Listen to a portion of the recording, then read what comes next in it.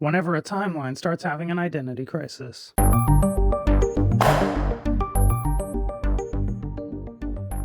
If someone or something travels back in time to a point where they already existed, you now have a situation where you have two of the same thing existing at the exact same time.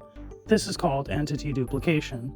It can apply to both people and objects, but for the sake of simplicity, we're going to use an object as an example. Let's say you have a sword. You go back in time with the sword that you have in the present to the past where the sword still exists. Now you have two swords. If you keep both swords, and you never send the past sword back in time, you create a sort of grandfather paradox.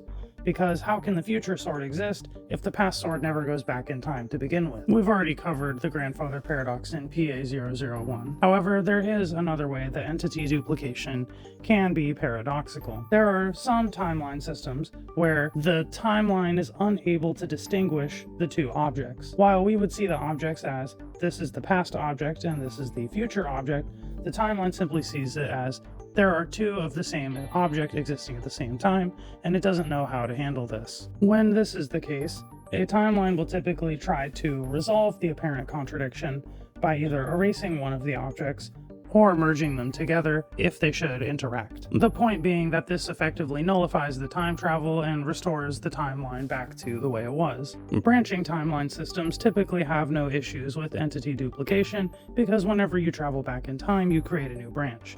So the timeline easily distinguishes the objects as one object being from one branch and the other object being from another branch. In a predestined timeline, it is possible for entity duplication to occur. However, this is usually a temporary occurrence and is considered a necessary part of history.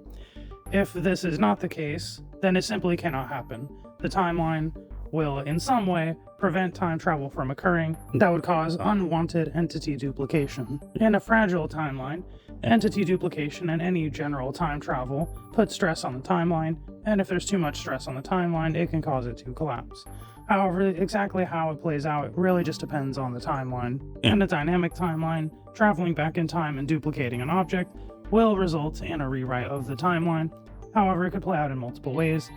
One way is that the timeline could simply try to erase one of the objects, either by simply removing one of them from existence or merging them together, or the timeline could simply allow the duplicate to exist, which means that you would have two of the same object and existing at that point in time, and it would just continue as if it was always that way. In conclusion, the duplicate entity paradox is a great example of how different timeline systems can react differently to the exact same phenomena.